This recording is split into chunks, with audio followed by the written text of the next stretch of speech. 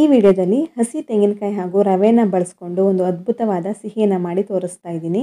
ಕೇವಲ 3 ರಿಂದ 4 ಸಾಮಗ್ರಿಯಲ್ಲಿ ಮಾಡುವಂಥ ಈ ಸಿಹಿನ ನೀವು ತಿಂಗಳುಗಟ್ಟಲೆ ಇಟ್ಟರೂ ಕೂಡ ಕೆಡಲ್ಲ.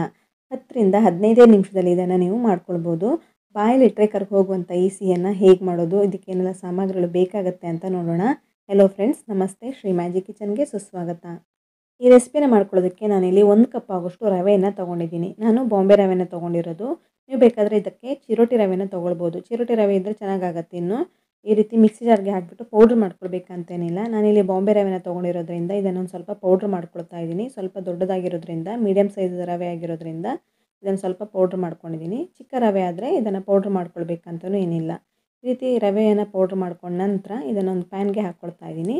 ಗ್ಯಾಸ್ ಫ್ಲೇಮನ್ನು ಮೀಡಿಯಮ್ ಫ್ಲೇಮಲ್ಲಿ ಇಟ್ಕೊಂಡು ಇದನ್ನು ಚೆನ್ನಾಗಿ ಹುರ್ಕೊಳ್ಬೇಕಾಗತ್ತೆ. ಒಂದು 2-3 ನಿಮಿಷದ ತನಕ ಚೆನ್ನಾಗಿ ಹುರ್ಕೊಳ್ಳಿ. ಒಳ್ಳೆ ಘಮ ಬರಬೇಕು ರವೆದು, ಅಲ್ಲಿ ತನಕ ಇದನ್ನು ಹುರ್ಕೊಳ್ಳಿ. ಈ ರೀತಿ ಗ್ಯಾಸ್ ಫ್ಲೇಮನ್ನು ಮೀಡಿಯಮ್ ಫ್ಲೇಮಲ್ಲೇ ಇದನ್ನು ಹುರ್ಕೊಳ್ಬೇಕು. ಹೈ ಫ್ಲೇಮಲ್ಲೆಲ್ಲ ಇಟ್ಕೊಂಡು ಹುರ್ಕೊಳ್ಳೋದಕ್ಕೆ ಹೋಗಬೇಡಿ, ಆವಾಗ ಬೇಗ ಕಲರ್ ಚೇಂಜ್ ಆಗಿಬಿಡುತ್ತೆ. ವೈಟ್ ಕಲರ್ ಹಾಗೆ ಇರಬೇಕಾಗತ್ತೆ. ಇದೀಗ ಒಂದು 2-3 ನಿಮಿಷ ಆಗಿದೆ. ರವೆನ ಚೆನ್ನಾಗಿ ಹುರ್ಕೊಂಡ ನಂತರ ಇದಕ್ಕೆ ನಾನು ಹಸಿ ತೆಂಗಿನಕಾಯಿನ ಹಾಕ್ಕೊಳ್ತಾ ಇದ್ದೀನಿ. ಸುಮಾರು 3/4 ಕಪ್ ಆಗೋಷ್ಟು ಹಸಿ ತೆಂಗಿನಕಾಯಿನ ಈ ರವೆ ಜೊತೆಗೆ ಹಾಕ್ಕೊಂಡು ಹುರ್ಕೊಳ್ತಾ ಇದ್ದೀನಿ ನಾನಿಲ್ಲಿ.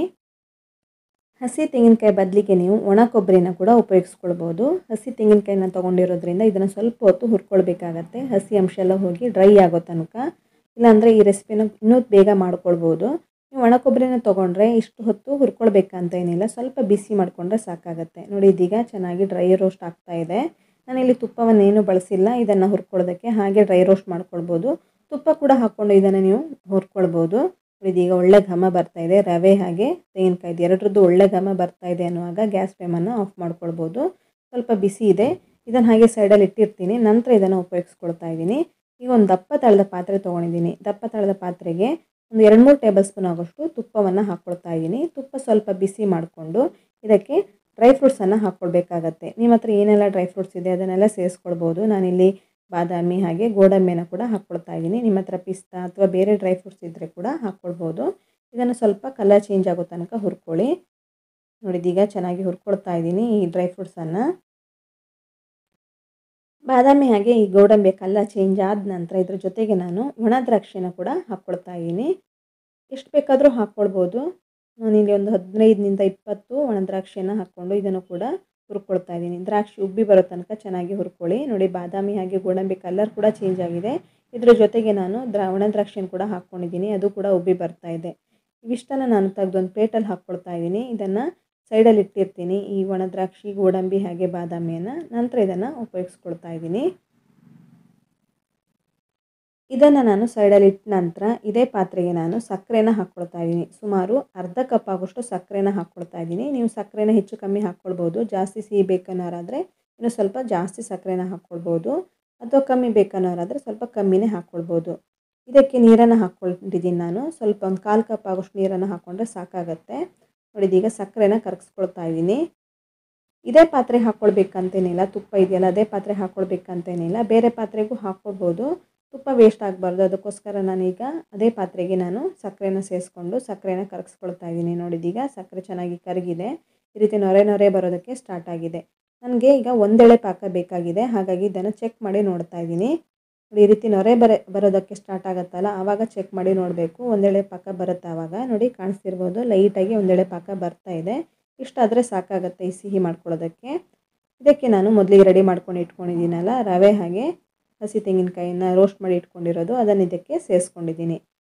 ರವೆಯನ್ನು ಚೆನ್ನಾಗಿ ರೋಸ್ಟ್ ಮಾಡಿಕೊಂಡೇ ಇರಬೇಕಾಗತ್ತೆ, ಯಾಕೆಂದರೆ ಇದು ಇಲ್ಲಾಂದರೆ ಬಾಯಿಗೆಲ್ಲ ಅಂಟು ಬಿಡುತ್ತೆ, ಹಲ್ಲಿಗೆಲ್ಲ ಅಂಟುತ್ತೆ. ನೀವು ಚೆಕ್ ಮಾಡಿ ನೋಡ್ಕೊಳ್ಬೇಕು. ರವೆನ ರೋಸ್ಟ್ ಮಾಡ್ಕೊಂಡ ನಂತರ ಬಾಯಿಗೆ ಅಂಟ್ತಾ ಇದ್ರೆ ಅಂದರೆ ಹಲ್ಲಿಗೆಲ್ಲ ಅಂಟ್ತಾ ಇದ್ದರೆ ಇನ್ನೂ ಸ್ವಲ್ಪ ಹೊತ್ತು ರೋಸ್ಟ್ ಮಾಡ್ಕೊಳ್ಬೇಕು. ರೋಸ್ಟ್ ಮಾಡ್ಕೊಂಡ ನಂತರ ನೋಡಿದೀಗ ಇದಕ್ಕೆ ಹಾಕ್ಕೊಂಡು ಮಿಕ್ಸ್ ಮಾಡ್ಕೊಂಡಾಗಿದೆ ಸಕ್ಕರೆ ಪಾಕಕ್ಕೆ. ಹಾಗೆ ತುಪ್ಪವನ್ನು ಸ್ವಲ್ಪ ಸ್ವಲ್ಪ ಹಾಕ್ಕೊಳ್ತಾ ಇದ್ದೀನಿ. ಎಷ್ಟು ಬೇಕೋ ಅಷ್ಟೇ ಹಾಕ್ಕೊಳ್ಳಿ, ಜಾಸ್ತಿ ಏನು ಹಾಕ್ಕೊಳ್ಬೇಕಂತಲೂ ಏನಿಲ್ಲ. ನೋಡಿ, ಇದೀಗ ತುಪ್ಪವನ್ನು ಹಾಕ್ಕೊಂಡು ಮಿಕ್ಸ್ ಮಾಡ್ಕೊಳ್ತಾ ಇದ್ದೀನಿ. ನೋಡಿ, ಸ್ವಲ್ಪ ಹೊತ್ತಾದ ನಂತರ ಚೆನ್ನಾಗಿ ಸಕ್ಕರೆ ನೀರನ್ನೆಲ್ಲ ಹೀರ್ಕೊಂಡಿದೆ. ಚೆನ್ನಾಗಿ ಅರಳ್ಕೊಂಡು ಬರ್ತಾ ಇದೆ ರವೆ ಅನ್ನೋದು, ಉಬ್ಬಿ ಬರ್ತಾ ಇದೆ. ಗ್ಯಾಸ್ ಫ್ಲೇಮನ್ನು ಲೋ ಫ್ಲೇಮಲ್ಲೇ ಇಟ್ಕೊಂಡು ಈ ರೀತಿ ಮಾಡ್ಕೊಳ್ಳಿ. ನೋಡಿ, ಇದೀಗ ಚೆನ್ನಾಗಿ ಈ ರೀತಿ ಆಗಿದೆ. ನೋಡಿ, ಕಾಣಿಸ್ತಿರ್ಬೋದು, ಸಕ್ಕರೆ ನೀರನ್ನೆಲ್ಲ ಹೀರ್ಕೊಂಡಿದೆ. ಮಿಡ್ಲು ತುಪ್ಪವನ್ನು ಸೇರಿಸ್ಕೊಳ್ತಾ ಇರಿ. ನಾನಿಲ್ಲಿ ಸುಮಾರು 1/4 ಕಪ್ ತುಪ್ಪನ ತೊಗೊಂಡಿದ್ದೀನಿ. ಒಂದು 2-3 ಟೇಬಲ್ ಸ್ಪೂನ್ ಅಷ್ಟೇ ಉಳಿಸ್ಕೊಂಡಿರೋದು. ಹಾಗೆ ರೆಡಿ ಮಾಡ್ಕೊಂಡಂತಹ ಡ್ರೈ ಫ್ರೂಟ್ಸ್ ಇದೆಯಲ್ಲ, ದ್ರಾಕ್ಷಿ ಗೋಡಂಬಿಯನ್ನೆಲ್ಲ ಇದಕ್ಕೆ ಸೇರಿಸ್ಕೊಂಡು ಮಿಕ್ಸ್ ಮಾಡ್ಕೊಂಡಿದ್ದೀನಿ. ಈ ರೀತಿ ಮಿಕ್ಸ್ ಮಾಡ್ಕೊಂಡ ನಂತರ ನಾನು ಗ್ಯಾಸ್ ಫ್ಲೇಮನ್ನು ಆಫ್ ಮಾಡ್ಕೊಳ್ತಾ ಇದ್ದೀನಿ. ಫ್ಲೇವರ್ಗೆ ನೀವು ಏಲಕ್ಕಿ ಪೌಡ್ರನ್ನ ಕೂಡ ಸೇರಿಸ್ಕೊಳ್ಬೋದು. ನಿಮ್ಗೆ ಇಷ್ಟ ಇದ್ದರೆ ಹಾಕ್ಕೊಳ್ಳಿ, ಇಲ್ಲಾಂದರೆ ಸ್ಕಿಪ್ ಕೂಡ ಮಾಡ್ಕೊಳ್ಬೋದು ಏಲಕ್ಕಿ ಪೌಡ್ರನ್ನ. ನಾನು ಸೇರಿಸ್ಕೊಳ್ತಾ ಇದ್ದೀನಿ. ಒಳ್ಳೆ ಘಮ ಬರುತ್ತೆ, ಒಳ್ಳೆ ಟೇಸ್ಟ್ ಕೂಡ ಬರುತ್ತೆ. ಹಾಗಾಗಿ ಏಲಕ್ಕಿ ಪೌಡ್ರನ್ನ ಇದಕ್ಕೆ ಸೇರಿಸ್ಕೊಂಡು ಇದನ್ನು ಸ್ವಲ್ಪ ಹೊತ್ತು ತಣ್ಣಗಾಗೋದಕ್ಕೆ ಇಡ್ತಾ ಇದ್ದೀನಿ. ತುಂಬ ಬಿಸಿ ಇರುತ್ತೆ, ಹಾಗಾಗಿ ಮುಟ್ಟೋದಕ್ಕಾಗ್ತಾ ಇಲ್ಲ. ತುಂಬ ಬಿಸಿ ಇರೋದ್ರಿಂದ ಸ್ವಲ್ಪ ಹೊತ್ತು ಬಿಟ್ಟು ನಂತರ ಇದನ್ನು ಉಪಯೋಗಿಸ್ಕೊಳ್ತಾ ಇದ್ದೀನಿ. ನೋಡಿ, ಇದೀಗ ಸ್ವಲ್ಪ ತಣ್ಣಗಾಗಿದೆ, ಬಿಸಿ ಇದೆ, ಕೈಯಲ್ಲಿ ಮುಟ್ಬೋದು. ನೋಡಿ, ಇದೀಗ ಉಂಡೆಗಳನ್ನಾಗಿ ಮಾಡ್ಕೊಳ್ತಾ ಇದ್ದೀನಿ. ನೋಡಿದ್ರಲ್ಲ, ನಾನಿಲ್ಲಿ ಹಸಿ ತೆಂಗಿನಕಾಯಿನ ಹಾಗೆ ರವೆನ ಉಪಯೋಗಿಸ್ಕೊಂಡು ರವೆ ಲಾಡನ್ನು ಮಾಡಿದ್ದೀನಿ. ತುಂಬ ಚೆನ್ನಾಗಿರುತ್ತೆ ಈ ರೀತಿ ಮಾಡಿಕೊಂಡ್ರೆ. ಎಲ್ಲರೂ ಇಷ್ಟಪಡ್ತಾರೆ. ಬಾಯಲ್ಲಿ ಇಡ್ತಾ ಇದ್ದರೆ ಕರ್ಗೋಗ್ಬಿಡುತ್ತೆ. ನೋಡಿ, ನಾನಿಲ್ಲಿ ದ್ರಾಕ್ಷಿ ಅಥವಾ ಗೋಡಂಬಿನ ಒಂದೊಂದಾಗಿ ಇಟ್ಕೊಳ್ತಾ ಇದ್ದೀನಿ ಮೇಲ್ಗಡೆ. ಈ ರೀತಿ ಇಟ್ಕೊಂಡು ಇದನ್ನು ಉಂಡೆಗಳನ್ನಾಗಿ ಮಾಡ್ಕೊಳ್ಳಿ. ನಿಮ್ಗೆ ಯಾವ ಸೈಜಲ್ಲಿ ಬೇಕಾದರೂ ಮಾಡ್ಕೊಳ್ಬೋದು. ಚಿಕ್ಕ ಸೈಜಲ್ಲೂ ಉಂಡೆಗಳನ್ನಾಗಿ ಮಾಡ್ಕೊಳ್ಬೋದು ಅಥವಾ ಮೀಡಿಯಮ್ ಆಗಿನೂ ಉಂಡೆಗಳನ್ನಾಗಿ ಮಾಡ್ಕೊಳ್ಬೋದು. ನೋಡಿ, ನಾನೀಗ ಈ ರೀತಿ ಮಾಡಿಕೊಂಡು ಒಂದು ಪ್ಲೇಟಲ್ಲಿ ಹಾಕ್ಕೊಂಡು ಇಟ್ಕೊಂಡಿರ್ತೀನಿ. ಈ ವಿಧಾನದಲ್ಲಿ ಮಾಡಿದ್ರೆ ತುಂಬಾ ರುಚಿಯಾಗಿರುತ್ತೆ. ಮಕ್ಕಳು ದೊಡ್ಡವರು ಎಲ್ಲರೂ ಇಷ್ಟಪಡ್ತಾರೆ.